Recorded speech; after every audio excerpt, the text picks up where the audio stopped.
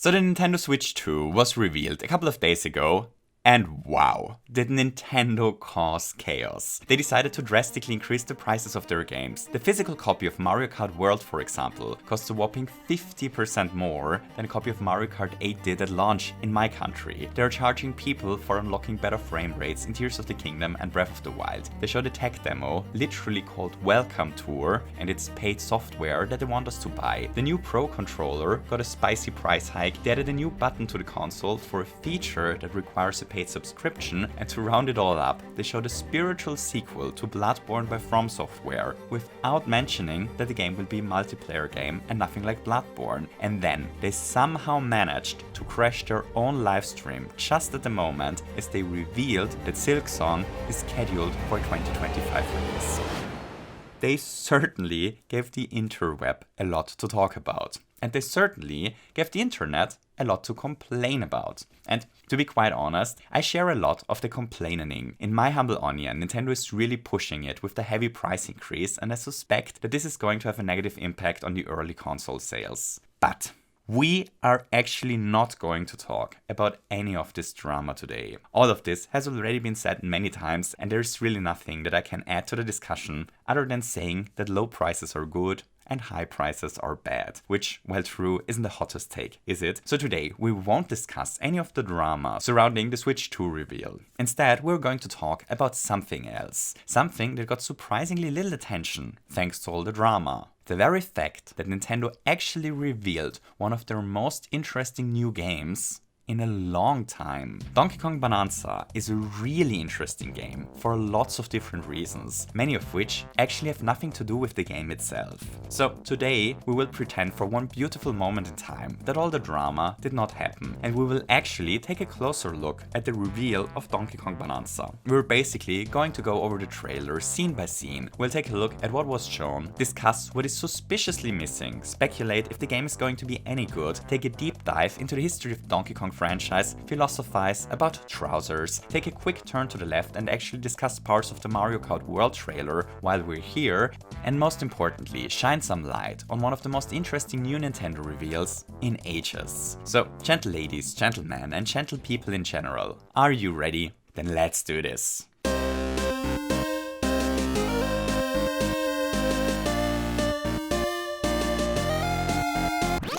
Our trailer begins with a couple of shots that set the mood. We see a lush jungle environment full of life, a deserted mining station, a frozen wasteland, and an empty flower field, before we get our first glimpse at the Ingot Isles mining facility. So during the Treehouse livestream, we actually learned a little bit about this place. Apparently a delicious new material has recently been discovered underground. A tasty new material called bananium. The monkeys seem to have built up this very mining facility to dig up the delicious delicacy. And then the big reveal already happens in the trailer. The screen fades to black, but suddenly someone is hammering at the screen with pure force. Hit by hit, the screen slowly breaks. The screen shatters in thousands of pieces, and the game is revealed to be about...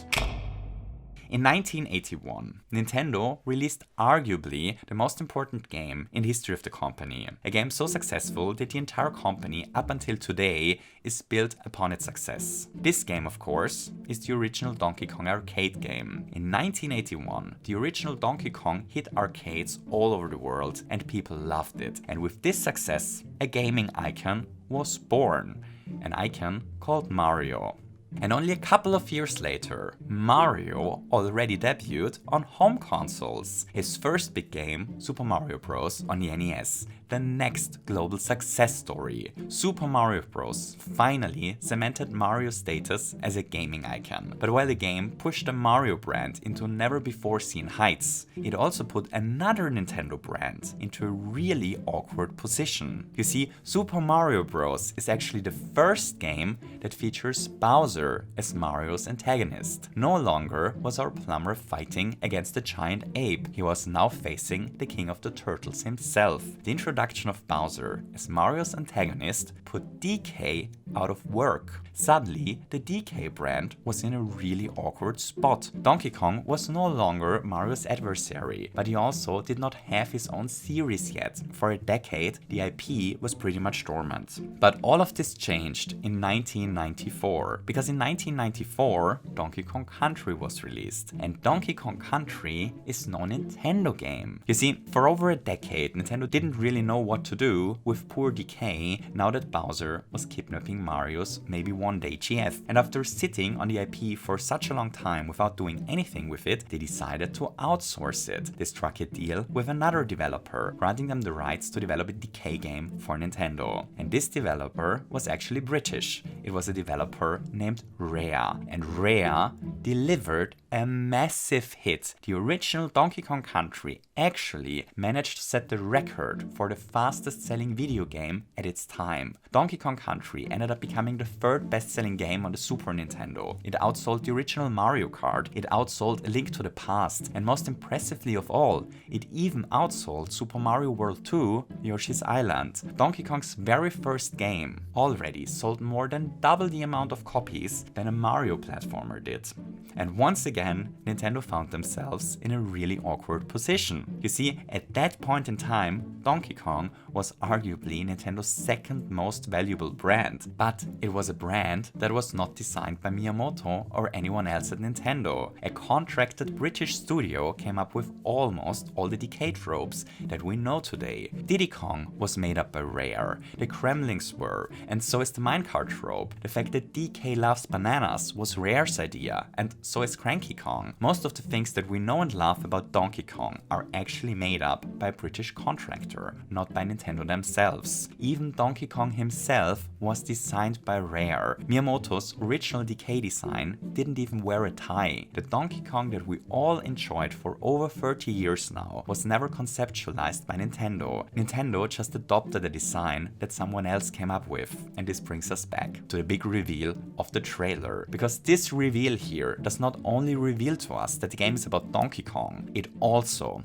reveals a new Donkey Kong. After over 3 decades, Nintendo finally decided to scrap the DK design that was invented by Rare in the 90s and to change it into something new, something that they came up with themselves. All of a sudden, Donkey Kong looks nothing like his past self anymore. This is a new Donkey Kong. It's a new Donkey Kong era. It is Nintendo reclaiming what always was theirs. DK's eyes are suddenly larger, he's wearing pants, his fur is more bulky, his entire facial characteristics have changed, and he's a lot more expressive. After nearly 3 decades of using the same DK design, Nintendo finally decided to make the character their own again. And I don't like the new design very much. It just doesn't look like DK to me. Maybe it's because I grew up playing Donkey Kong 64, but this guy here just isn't my Donkey Kong. He's way too goofy, he lacks the aggression and the coolness that the original Donkey Kong had in its design. Honestly, I don't think this new DK would even stand a chance against the original in a rap battle. But worst of all, why is DK suddenly wearing trousers? Someone please get poor DK out of those freaking pants? Like seriously, that's not the monkey way of dressing. It's honestly really difficult for me to say if I dislike the new design because I'm just so used to Rare's design, or if it is actually because of the design. But for now, let's say I'm still a bit skeptical if this was really necessary. Anyway, let's return to our trailer. The first gameplay we see features the new Donkey Kong running around in a huge open field. There isn't really anything too important going on here. I just want to point out that he's in a vast open and empty field, because actually that will be important later. Next we see DK from the front, and we also get our first look at a little violet creature that is sitting atop DK's shoulder throughout the whole trailer. This little guy here is called an odd crystal, and I have to agree, it is certainly odd and certainly a crystal. We don't really know much about this little guy other than that it can make music. In the next next scene, we see Decay running past a crystal creature that transforms into a question mark as we pass by. Those are probably tutorial spots which aren't super interesting. What is interesting, however, is that it appears as if most creatures that we encounter in the game are actually made out of crystal. We see even more crystal creatures in the distance here. It appears that the world in which the game takes place is almost exclusively inhabited with these crystal creatures, which I think is a little bit lame, to be honest. Traditionally, the enemies in Decay games are those crazy nasty animals. I honestly think sneaky penguins, corrupt walruses, and shady crocodiles make for much more interesting enemies than those shiny crystal dudes do. Though it might be a bit too early to judge the game for that, because later in the trailer we actually get to see a real animal. In this shot we can also see a first huge crystal banana if we look really carefully. Those bananas will be incredibly similar to the moons in Odyssey. In the treehouse stream we learned more about those, and yeah, they're pretty much the exact same thing as moons. Those bananas are hidden all over the stages and we have to find them either via exploration or we are rewarded them if we complete some small challenges, which might be a good time to have a chat about potential similarities between this game and Mario Odyssey. You see, rumor has it that the team behind Bonanza is actually the same team that developed Odyssey, and I very much believe that this is actually the case. There are just way too many similarities for this to be a coincidence. There's the roll move that Decay uses that is close to Mario's roll. There's the heavy emphasis on movement in general. The art style is very similar. Just take a look at how the Frost World looks in Bonanza and compare it to how the Snow Kingdom looked in Odyssey. Then there are gameplay elements like this little flower here that remind me of the design of, well, flowers in Odyssey. The way the crystals are realized is similar to Odyssey. The boss a bit later in the trailer reminds me a bit of the bird at the top of Luncheon. Luncion's chiseled vegetables look very similar to the bananas in this game, and all of that is before talking about the general gameplay structure. It's not in the trailer, but during the treehouse we got to see little time challenges that spawn in a banana like the scarecrows did for moons in Odyssey. There are challenge rooms that have a banana at the end, as well as some hidden within. There are hidden collectibles that we can use to buy Donkey Kong new trousers, or even better, to get him out of them. Even the text and the animation that plays when collecting a banana is similar to the one in Odyssey. The entire game seems to be structured almost exactly as Odyssey was, but with a huge emphasis on terrain destruction instead of capturing enemies. So yeah, I think it's plainly obvious that the Odyssey team is the one that created Donkey Kong, which is really cool, but this also means that the Odyssey team wasn't working on a new 3D Mario game, doesn't it? So either Nintendo doesn't have a new mainline Mario game in the pipeline, which would be really sad news, or it means that a new team got to make the next mainline Mario game, which I really hope to be the case. You know, I love Odyssey and I can see myself enjoying the core gameplay loop, again with a Donkey Kong twist, but when it comes to the Mario series, I'm honestly hungry for something entirely new. Awesome. The next scene reveals something really interesting as well. We see Decay climb up a huge vertical wall.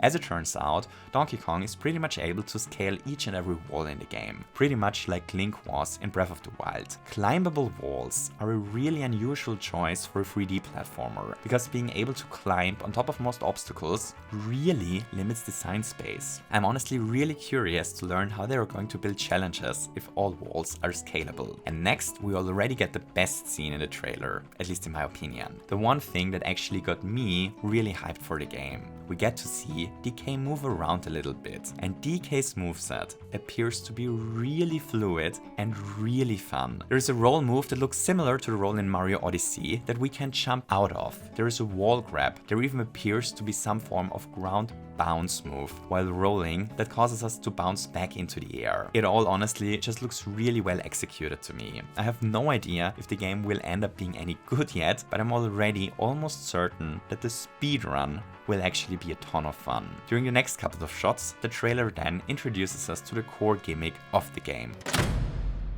So Donkey Kong Country put the Donkey Kong series again into a really awkward position. You see, the Donkey Kong Country games are 2D platformers, and insanely successful ones. But if there is one company on the planet that doesn't really need a successful 2D platformer series featuring an ape, well then it is Nintendo, because Nintendo famously employs a little guy called Mario. Nintendo doesn't really need a successful 2D platformer series because they already own the most successful platforming series in history. history. The weird problem that Nintendo faced after the success of Donkey Kong Country was that they had to find a way to differentiate the Donkey Kong games from Mario. After all, you really don't want your own products to be competing against each other. They have to be distinct things, because otherwise the one thing that is better will eventually just cannibalize the other one. And thus they stopped making Donkey Kong Country games during the N64 era and gave Donkey Kong its own 3D platformer that featured character swapping, gunplay, and in general was very different to Mario 64.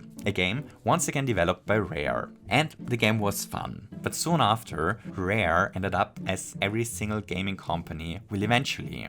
Rare ended up being bought by Microsoft. So the next Donkey Kong game was developed in-house by Nintendo. And this time they differentiated the series via its input methods. They made Donkey Kong Jungle Beat, a wonderful game that actually was played by banging on a controller set of bongos. I personally absolutely loved the game on my Donkey Kongers as a kid, but I also do understand why this input method didn't exactly catch on. The next thing they tried with the DK series was to bring the Country series back to its roots. Those games ended up being moderately successful, but they now, once again, were in the weird position of developing two competing 2D platformer series. Nintendo just never really found the one thing that makes Donkey Kong Donkey Kong. They never really found anything that really differentiates DK from their other franchises. Which finally brings us back to our little trailer, because it looks as if they finally decided on the one thing that differentiates DK from Mario and their other mascots. It looks like the Bonanza DK is all about his strength. DK doesn't collect bananas, he smashes them. He doesn't activate devices, he hammers them into the ground. He doesn't pull switches, he punches them. But most importantly, DK doesn't jump around in the environment. He hammers the environment to his needs. Environmental terraforming seems to be the main gimmick of the game. Donkey Kong appears to be able to destroy almost all the terrain in the game. During the tree house, we actually got to see a lot of Kong go bang, and there are tons of hidden goodies hidden in the walls and caverns hidden below the surface that we can dig into. Even the game's map will track live how much destruction we caused. We will truly be able to smash ourselves deep underground or to tear out huge rocks from the environment and to throw them at annoying enemies. Though we have to be careful, because Nintendo hid shiny yet deadly gold nuggets all over the stages that we're obviously meant to avoid. The focus on environmental destruction is a really unusual and really interesting choice for a 3D platformer. You know, it's really difficult to design clever level geometry if the player is able to smash said level geometry. This combined with the fact that we can climb most surfaces really makes me wonder how you're going to craft the actual gameplay challenges. Which already brings us to the one thing that has me a bit worried about the game. You see, I feel like there is something a bit off with all the gameplay that they've shown so far. A thing that was best visible in the shot of the flower field that we all collectively remembered before. Just take a look at this, and at those scenes from the trailer. Do you notice what I mean? It's not that something strange is going on in the pictures. It's actually the opposite. It's something that is missing. There are barely any gameplay elements in all those shots. There is always DK doing funky things and lots of level geometry, but there is rarely anything else but terrain and our buffly lape. You know, what are the actual gameplay challenges in the game? This trailer's marketing. It is meant to show us some of the most fun scenes of the game. Yet all we ever got to see so far was DK running through beautiful but empty worlds, smashing things. And you know, don't get me wrong, that's certainly fun as a foundation for a game. But what gameplay is built on top of it, you know, I'm a bit worried that there won't be much to do in the game other than smash things, given what we've seen so far. There's only one real other gameplay activity that the trailer showed us: combat against crystal formations, which might be a good time to talk about crystal formation combat. So the combat looks really fun to me, but you know, this might be a me thing, but those crystal formations, they look so boring to me. I really do hope that they end up justifying their plain design via gameplay in the end. Next, let's quickly go over a couple of small but interesting things in the trailer that happen in the next couple of shots. In this shot, we get a pretty good overview over the stage in the background, and once again, there are almost no gameplay elements visible. All that there is this small yellow box thingy visible in the bottom left corner, but I have no idea what it actually does. In this shot, the enemy actually drops a beaver coin gold nugget thingy. It's a bit tricky to see, but if we stop the trailer at the right time, it's clearly visible. I suspect that those beaver medallions are collectibles of some form, but I have no idea what they do. Hopefully, they do not unlock a set of beaver trousers. In this shot, there is a sign visible in the background that simply says money, I strongly suspect that this was clever and subtle foreshadowing for Nintendo's new game prices. There is a shot of a traditional 2D section being mixed into the game, once again something Odyssey did as well. The giraffes that are visible in the distance here are actually smokestacks, which I think is really clever. In this shot we see a huge statue right next to 2 speakers. There is a violet glow in front of the statue, which makes me think that we can probably play music here to cause some environmental effect. Here's a shot of an ostrich. So this ostrich is the only real animal we ever get to see in the trailer, and just like with Decay, Nintendo decided to put the poor ostrich into trousers that obviously don't fit it, which I guess we have to talk about trousers for a second. So look, Nintendo, it's fine to put the monkey in trousers in theory. It's just, you know, once we established that DK actually knows what clothes are, we kind of also established that he's conscious of the fact that he's running around naked when he's not wearing them, aren't we? You know, once the genie is out of the bottle, it's hard to put it back in. And once the monkey is in the trousers, it's hard to pull him out of them again. Like, Nintendo, if DK knows what a trouser is, then he also knows what being naked is, which raises the question, why does Donkey Kong choose to drive around naked when he gets on his bike in Mario Kart? Why does DK not wear trousers while driving, Nintendo? And even more importantly, what does DK think he's doing when he's jumping off of his bike to flash his naked body right into our face here? Like, should I be worried? Is DK okay? Should I call the police? You know, once you put the monkey into the trousers, it kinda has to stay in there, Nintendo. You can't just jump out of your clothes whenever you feel like it, Nintendo. That's not how clothing works. Just saying. Anyway, we're getting really close to the end of the trailer already. The last few shots show us boss enemies and tell us a bit about the game story. We actually already know quite a bit about the plot thanks to the homepage and the Treehouse livestream. An evil group of monkeys called the Void Co. one day steal all the precious bananium that the monkeys were digging up. To make matters even worse, they also push the mining facility underground. The goal of the game now is to dig down deeper and deeper until we finally get all our delicious bananas back. And honestly, I think that's a great premise for a game. The different levels will be the different layers of the underground. We unlock new levels whenever we get deeper, and yeah, having to go deeper is just a really fun trope. It sounds a lot more exciting to me than, for example, Odyssey's setup that had us chase Bowser to crash his wedding. The premise really looks awesome to me. The actual baddies, however, I don't know. Look, the 3 monkey characters that were shown look fine. It's just the other bosses look a bit uninspired again. Like, admittedly, fighting a burning rock might be fun, but what in all the fuzzy's names is this boss supposed to be? I really hope the game ends up justifying those weird boss designs with actual gameplay once we all get our hands on it. And that's it. That's all the things shown in the trailer that I wanted to chat about. However, we're not quite done here yet, because while we talked about a lot of things that were in the trailer, there's actually one thing missing in the trailer that we haven't spoken about yet. Something quite curious. But to understand what is missing in this trailer, we first have to take a look at a completely different trailer.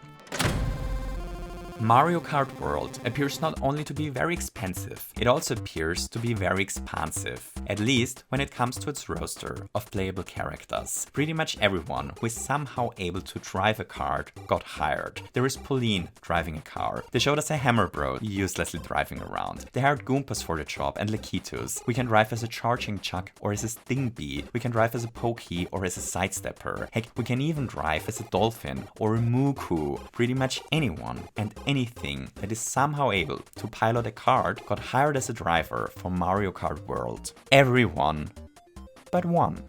There is one character that is suspiciously missing in the reveal trailer.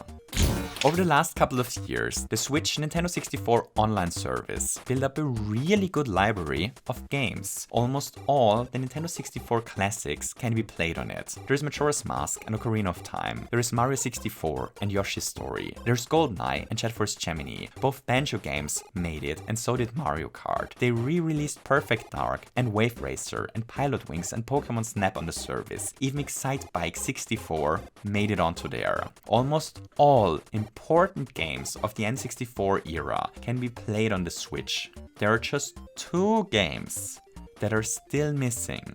2 games that really should be on there. And those games, the games that are mysteriously missing on the Switch Online, share something in common with the missing racer in Mario Kart World and the thing that we did not get to see in the Bonanza reveal. You already noticed what is missing? It's Diddy Kong. We can drive as Donkey Kong, as the N64 penguin, or as a Pokey, but Diddy Kong is never shown in the Mario Kart World trailer. They put games onto the Nintendo 64 Switch service that are almost forgotten today, like Shadow Man, but they haven't released Diddy Kong Racing or Donkey Kong 64, two of the most successful games of the entire console generation. Donkey Kong 64 is famously a game that featured Diddy as a playable character, and Diddy Kong Racing is, well, obviously all about Diddy as well. And finally, we didn't see a sign of Diddy Kong in the trailer for the new Donkey Kong, meaning he actually might not be in it.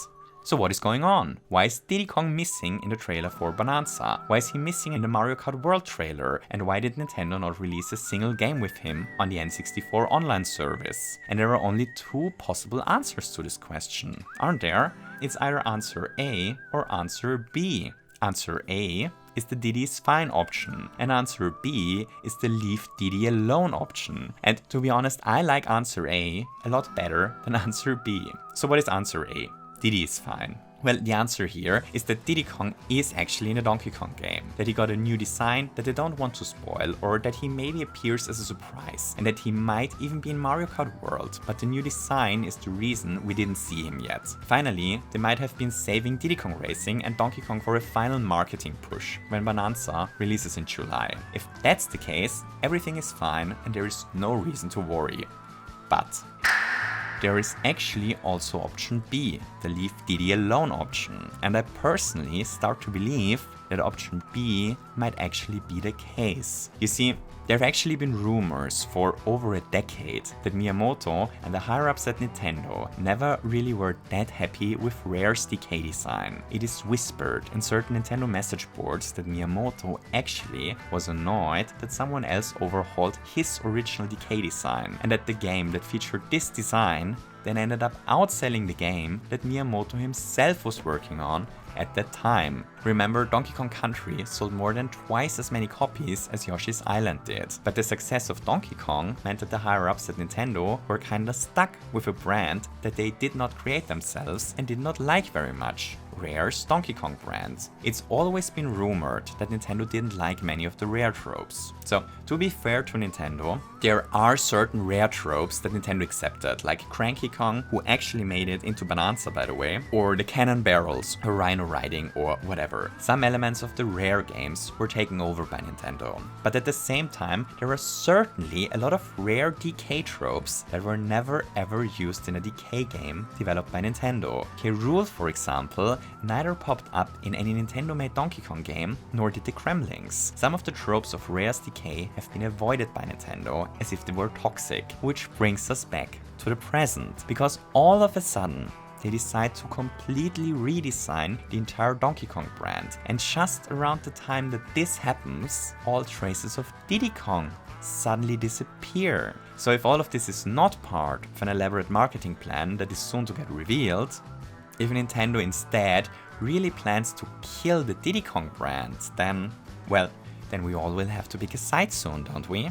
And I know with certainty that I'm on team leave Diddy alone. Hooray! So here we have it. Half an hour on a 2-minute trailer. As always, a huge and gigantic thank you to all my wonderful patrons whose names are currently flying by. YouTube is a very unpredictable place, and the wonderful people whose names are currently flapping by are what is keeping the lights on here at the moment. A huge thank you to all of them for this. Finally, I thought I'd share a couple of thoughts on the whole pricing controversy thing that is going on with the Switch 2, because there's actually one weird aspect to this whole fiasco that is seldomly brought up. So, first, I generally do understand that Nintendo wants to raise the prices a bit. There has been a lot of inflation the past years, and $60 just aren't worth anywhere near as much as they were 9 years ago. So while I don't like it, I wouldn't be particularly mad if they upped the prices to $70 this generation. And here's where this gets so weird, because actually this is pretty much what they're doing. They're just doing it in such a dumb and overcomplicated way that they somehow managed to make everyone, including myself, really mad. So first, they seem to plan to charge $10 $10 more for physical media, which is just a terrible idea in general. Most people are buying digital anyway these days, and trying to milk a couple of dollars out of the few people who still prefer physical media is so disproportionately going to make those people angry. I doubt that it is worth it. Second, they seem to have decided that a couple of their games are now Uber Nintendo games, for which they plan to charge $10 more than they usually do. The second terrible idea, in my humble opinion. There was a certain reliability to the pricing of Switch games over the course of the console's lifecycle that really built trust in the Nintendo brand. For years, every big game they released was $60. You know, you just avoid a lot of discussion if every game reliably costs the same. It builds trust. But here's the kicker, the thing where things actually become so absurd. The digital version of Donkey Kong Bananza will cost $70. And as far as I can tell, Nintendo is actually planning to sell most games they released this generation at this very price point. The vast majority of Nintendo games will end up being bought for $70. And $70 is a price point most people are likely to accept. It's this really weird idea to charge extra for physical releases and to add $10 only to the price of Mario Kart, which anyone is getting bundled in anyway, that is causing all this mayhem. If they just had said every game is $70 this generation, they would have avoided most of the backlash, which is so absurd because most sales this generation are going to be at this price point anyway. A complete messaging fiasco, in my opinion. So yeah, if you're unsure whether to get a Switch 2 because of the hardware and software prices, I'd honestly recommend you just wait a bit for now. The video game market is historically very stingy when it comes to price increases. Nintendo already overdid it once with the console price, and I personally believe they will soon be forced to lower the price again. I just don't see many parents buying their kids a Switch 2 for Christmas just so that the kids then can play the €90 Mario Kart, especially after the success of the original Switch, because right now, most parents already have Mario Kart at home. Hooray! So thank you for watching this silly little video, I hope you enjoyed it. If you enjoyed it, don't forget to leave me a thumbs up, and maybe you feel especially bananium today and want to hit the subscribe button as well. Finally, if you really loved the video and want to help content like this to survive on the platform, then there is also the option to support the channel via Patreon. Thank you so much for watching, and until next time, lots of hugs.